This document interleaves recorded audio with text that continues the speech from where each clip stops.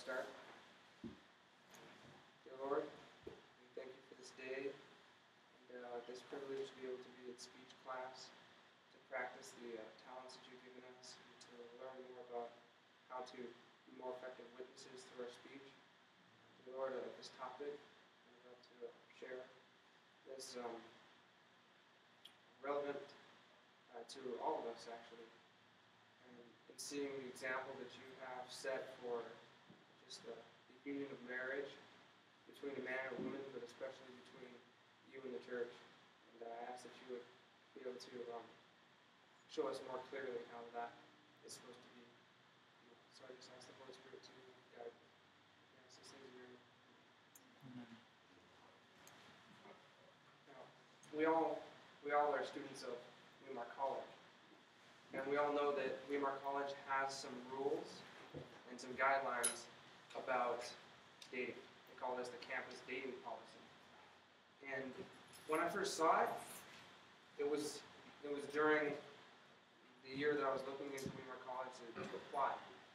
And I read all the rules on it, and I was like, wow, that's a large amount of rules about this topic. And I thought, okay, this is Weimar, so we know it's going to be, it's going to have, it's very principled in everything that it does, and the dating or the courtship policy is no exception.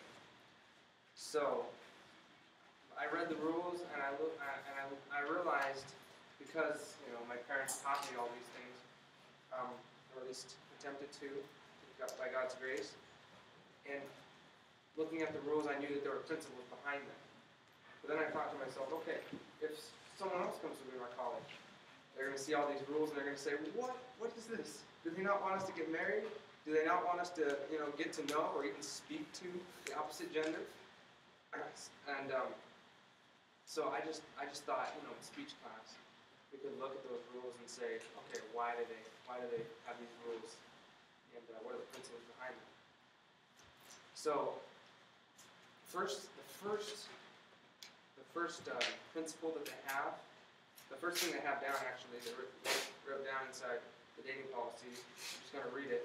It says, preparation for the Christian mission is to be the primary reason for students to attend Weimar College. Nothing should compromise that sacred purpose. Nothing.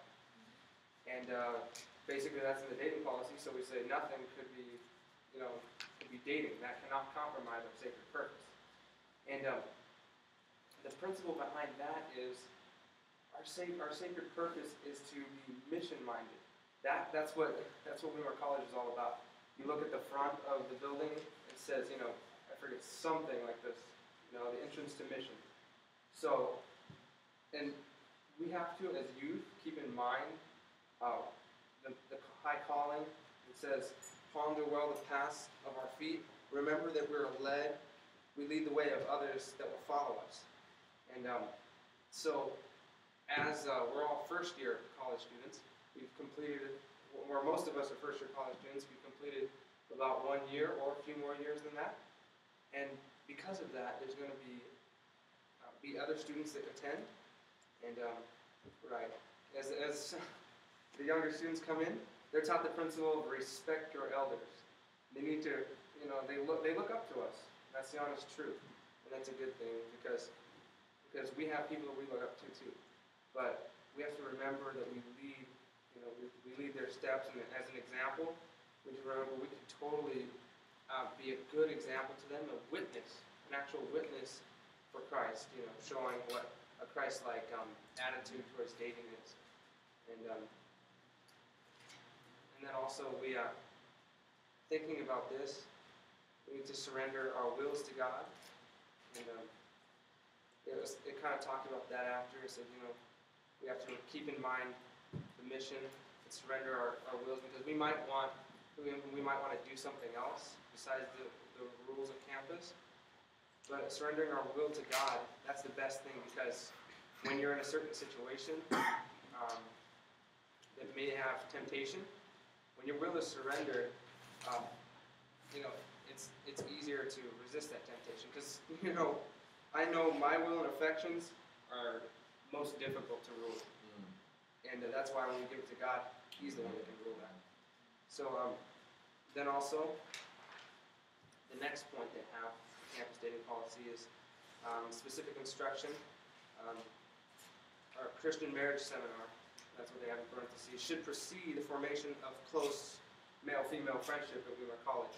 And it's kind of an interesting wording, close male-female relationships. But just to be clear, when you say that, or to be not clear, and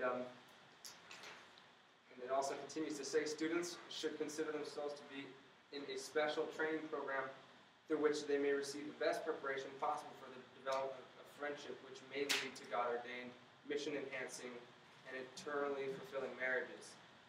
And looking at that, that's exactly what we all want if we get married, if we're privileged with that. Friendships which are God-ordained, firstly, mission-enhancing, and eternally fulfilling. First of all, God-ordained. We have to realize that God ordained us to have friendships and be friendly with people. See, when we're friendly with a person, if they have biases towards Christianity or ethnicity or whatnot, when you're friendly with someone, that'll break that down. So that's why they want to teach us that male-female relationships can be, you have to keep that in mind.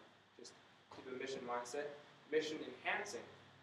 At Weimar College, we know that other students, God has blessed us with talents to be able to help in the mission field.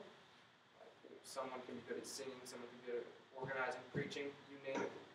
And Weimar College, because they give specific instruction with just counseling for like marriage seminars or whatnot. With friendships, you need to learn how to work together very well. This was illustrated very well with my parents. I don't know, any of you met my parents? This guy. And what they did was when they were first in the church, when they first met each other, they were both doing like youth ministries. Let's say, I think it was like early teens. They were leading out Sabbath school. My dad played the guitar, my mother would sing, and they didn't really know each other before that point. But after working together for a long time, they'd show up to Sabbath school class at the same time. Oh, they met each other. Hi, my name's Jesse, my name's Lori. And they worked well together. And finally, they noticed that, and they said, okay, they were being examples to the younger generation, teaching them how to be missionaries and witnesses. Finally, they realized, how well they complemented each other, and that's how the interest sparked. And then even so, it's still now today. It's kind of like still the same principle of them being together in Sabbath school class, teaching and sharing. The same thing. They're still teaching and sharing to the younger generation, to even older, even their peers, as an example. So that's something we need to remember. That's what Weimar College is trying to do also. And then an eternally fulfilling marriage. You can kind of look at this as, us being kind of the example of how God's government should work. God talks about there being just like a marriage between the church and himself. This is the same thing that we have to represent when and if we get married. And then counsel. That's the next thing that they talk about. Having counsel when you decide to maybe court, or even before that, if you think, oh, this person has some appealing attributes, I should say. But you can ask someone, say, hey, Dr. So-and-so, Professor So-and-so, I noticed this. Can you give me some counsel? Because that's why they're there. They've had experience with this. We saw this, or at least the men did when we were out in the fire pit. People shared, and just made it so much clearer because they've lived their lives and God has guided them. But we haven't been in such situations, and it's amazing when you see someone that's been there and done that to know how to react, to have more faith. It's kind of like an example. I was down near the river. I was too afraid to swim across. When I saw